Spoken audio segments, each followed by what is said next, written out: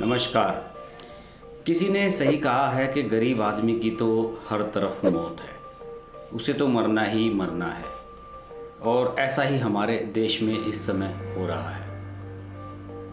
सड़कों पर निकल रहे मजदूर भूख से बचेंगे तो कोरोना से मर जाएंगे, कोरोना से बचेंगे तो भूख, काम, रोजगार, ये सब चीज़ें उन्हें नहीं जिंदा रहने देंगी।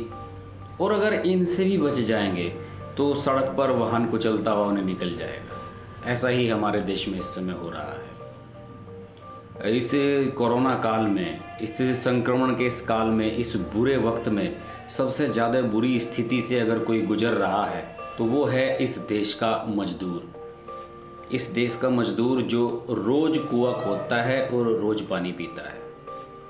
इस मजदूर वर्ग की कोई नहीं सुन रहा है। आपने देखा होगा, ये सिलसिला शुरू हुआ था दिल्ली के आनंद विहार से। दिल्ली के आनंद विहार पर महीनों पहले जब ये लॉकडाउन शुरू हुआ था, हज़ारों की संख्या में प्रवासी मजदूर बाहर निकल आए थे। उन्होंने मांग की थी कि उन्हें उनके घरों को वापस भेजा जाए और वो अपने घर वापस जाना चाहते थे। उनकी कोई सुनवाई नहीं हो रही थी। अंत में विशेष बसों का इंतज़ाम किया गया। कुछ यूपी लाए गए, कुछ बिहार भेजे गए, कुछ आज भी दिल्ली में हैं, परेशान हैं। और इसके अलावा इससे भी बड़ी ट्रेजेडी क्या होगी कि बाहर के जो राज्य हैं, महाराष्ट्र से मज़दूर निकले उत्तर प्रदेश जाने के लिए, बिहार जाने के लिए, कैसे कैसे छिप छिप कर आ रहे हैं।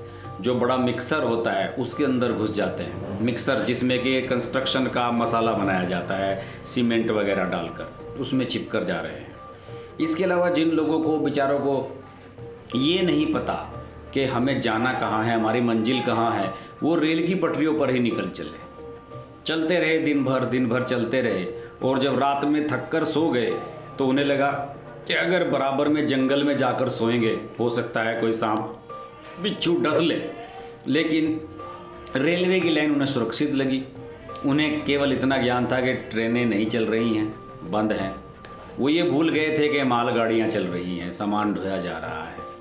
वो बेचारे रेल की पटरियों पर ही सो गए और 16 मजदूरों को ट्रेन काटते हुए पार निकल गई। एक नहीं, दर्जनों हादसे इस तरह के मैं आपको गिनवा सकता हूँ। अभी एक ताज़ा हादसा हुआ है पश्चिम उत्तर प्रदेश के मुजफ्फरनगर में। वहाँ की मेरे पास कुछ वीडियो क्लिप्स हैं, कुछ फ़ोटोग्राफ्स हैं जो आप देखेंगे इस वीडियो में।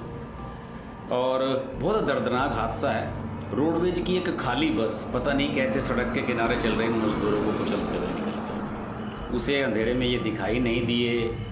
रोडवेज का जो ड्राइवर था उसने शराब पी हुई थी, उसे नींद आ गई थी, क्या हुआ था ये नहीं पता लगा। लेकिन अभी जो मतलब 13 तारीख की, जो 13 मई की जो रात थी, उसमें लगभग 11:30 पौने 12 बजे के करीब ये हादसा हुआ। और ये मज़दूर पैदल चलते हुए आ रहे थे लुधियाना से, पंजाब से। वहाँ ये किसी फैक्ट्री में मजदूरी करते थे और ये बिहार के लिए जा रहे थे। वहाँ का गोपालगंज ज़िला है, वहाँ के रहने वाले थे।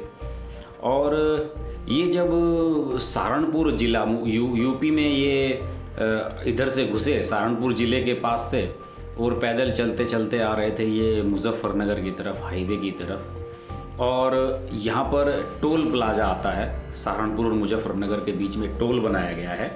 वहाँ पर एक घलोली चेक पोस्ट है, उसके और रहाना का जो टोल प्लाजा है उससे थोड़ा सा पहले ये हादसा हुआ।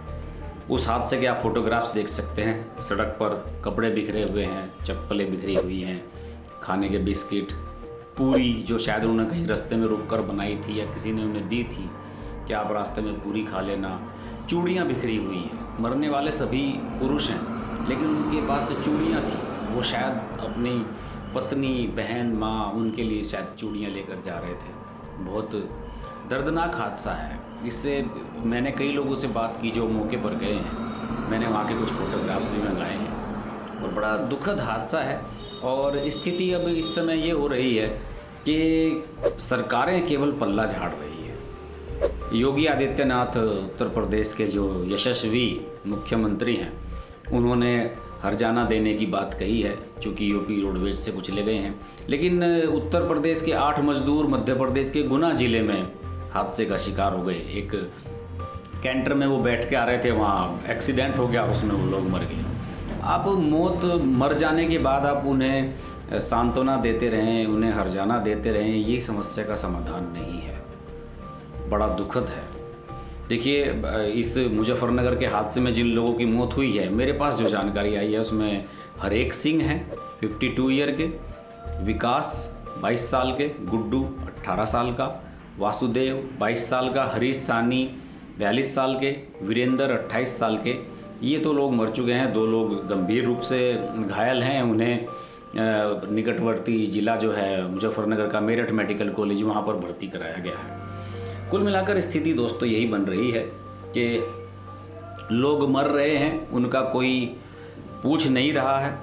20 लाख करोड़ रुपए का जो पैकेज प्रधानमंत्री ने घोषित किया, उसकी पहली किस्त का ऐलान निर्मला सीतारमण वित्त मंत्री ने कर दिया, लेकिन उसमें इन मजदूरों के लिए कुछ नहीं था। मेरा मानना था कि कोई भी पैकेज आप ऐलान कर रहे हैं, कम से कम सबसे निचला वर्ग जो है, गरीब वर्ग जो है, गरीब तबका है, उसके बारे में सबसे पहले सोचा जाना चाहिए। आपको सबसे पहले ये सोचना था कि इन मजदूरों का पलायन कैसे रोका जाए। आपको पता ही होगा, किसी भी स्टेट में ये मजदूर जाते हैं तो वहाँ की स्ट्रेंथ होते हैं।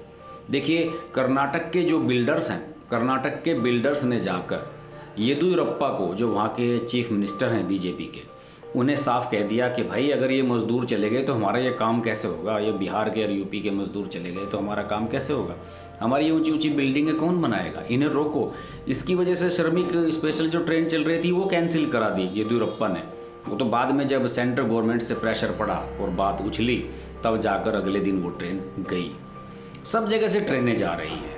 उत्तर प्रदेश में तो 70-80 के करीब ट्रेनें आ चुकी हैं। सबसे ज़्यादा मजदूर तो उत्तर प्रदेश और बिहार के ही हैं जो दूसरी जगह जाकर काम कर रहे हैं।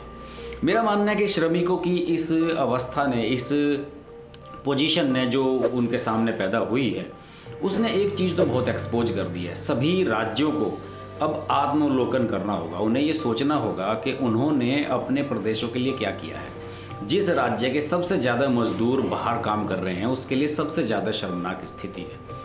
उन्हें ये सोचना होगा कि हम अपने जनता को क्या दे रहे हैं। ऐसी क्या वजह है कि हमारा उत्तर प्रदेश का आदमी दिल्ली में जाके मजदूरी कर रहा है, बिहार का आदमी जाके केरल में, महाराष्ट्र में मजदूरी कर रहा है। ऐसा हमने क्या किया है काम। कहीं ना कहीं हमारे सिस्टम में खामी है। इसके लिए मैं वर्तमान मुख्यमंत्रियों को दोषी नहीं ठहराता। इससे पहले भी मुख्यमंत्री रहे हैं, 20-50 साल से वहाँ सरकारें चल रही हैं। इसका मतलब उन्होंने कुछ नहीं किया। नीतीश कुमार तो शर्मनाक बात कर रहे हैं। नीतीश कुमार तो चाहते ही नहीं कि उनके मजदूर वापस आएँ, क्योंकि वो जानते हैं कि वो उन्हें नहीं संभाल पाएंगे, उन्हें काम नहीं दे पाएंगे। वो कोरोना के इस काल में उनकी मेडिकल फैसिलिटीज़ नहीं दे पाएंगे, इसलिए वो घबरा रहे हैं। वो कह रहे हैं कि नहीं इन्हें मत लाया जाए वापस। इसकी वजह से उनकी इमेज भी ख़राब हो रही है। सूरत में, महाराष्ट्र में, सब जगह ये बेचारे मजदूर बवाल कर रहे हैं कि जब इनके पास काम नहीं है तो ये अपने घर जाना चाहेंगे। गांव में इनका घर है, भले ही किसी के पास मजदूरी गांव में जाकर भले ही ये भूखे मरे, लेकिन हर आदमी अपने गांव जाना चाहता है, जहां उसके रिश्तेदार हैं, उसके परिचित हैं, उनके नज़दीक वो पहुंचना चाह रहा है। यही वजह है कि मजदूर निकल रहे हैं। जब उन्हें ट्रेन नहीं मिल रही है, बसें नहीं मिल रही, तो वो पैदल चल रहे हैं और 400-500 किलोमीटर का सफ़र करके लोग पहुंच रहे हैं। मैं आपको बताऊं, मैंने दिल्ली में रात के समय नई साइकिल पर निकलते हुए लोग देखे हैं। बिल्कुल नई साइकिल खरीदी, किसी के पास 4-5 हज़ार रुपये थे, उसने एकदम नई साइकिल खरीदी और उस साइकिल पे अपना सामान रखा और निकल पड़े बिहार की ओर। धौला कुआं, इधर से जो राजस्थान की तरफ रोड जाती है वहाँ, और बिहार की तरफ जाने वाले रास्तों पर सभी जगह ये मजदूर निकल रहे हैं। तो स्थिति दोस्तों बहुत ही विकट हो रही है।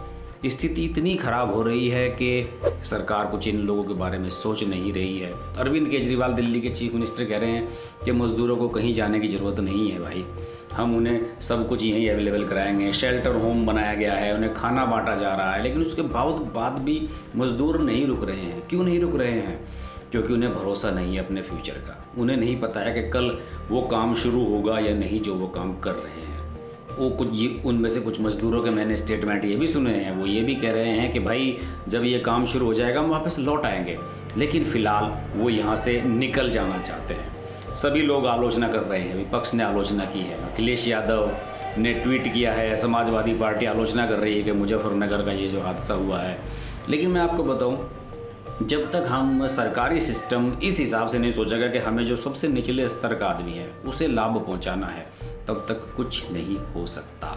आप ये सोच रहे हो कि हम MSME को पैकेज दे दें, इंडस्ट्री को पैकेज दे दें तो वो मज़दूरों को लाभ पहुंचाएगी, ऐसा नहीं होगा। पहले आपको डायरेक्ट मज़दूरों को लाभ देना होगा, उन मज़दूरों को रोकना होगा जाने से, उन्हें ये विश्वास दिलाना होगा कि हम जहाँ हैं वहाँ हम सुरक्षित हैं, वहाँ हमारा फ्यूचर सुरक्षित है। ये सब भरोसा उन्हें दिलाना पड़ेगा, तभी ये लोग रुक पाएंगे। इन सरकारों को इन हादसों से, इन मज़दूरों की शहादत से, जो शहीद हो रहे हैं, उनसे सबक लेने की ज़रूरत है। और मैं अपील करता हूँ ख़ासतौर से हमारी सेंट्रल गवर्नमेंट से कि वो जो भी पैकेज का अपना ऐलान कर रहे हैं उस पैकेज में ये ध्यान रखें कि सबसे पहले गरीब वर्ग को लाभ पहुँचाया जाए। अगर गरीब वर्ग को लाभ नहीं मिलेगा तो किसी को कुछ नहीं हो, किसी का कोई फ़ायदा नहीं हो पाएगा। लोग यूं ही सड़कों पर मरते रहेंगे, ट्रेनों से कटते रहेंगे। देखते रहिए हर्ष की बात लाइव। नमस्कार। अगर आपको हमारी वीडियो पसंद आई तो हमारा चैनल हर्ष की बात लाइव सब्सक्राइब करें और नोटिफिकेशंस के लिए बेल आइकन प्रेस करें।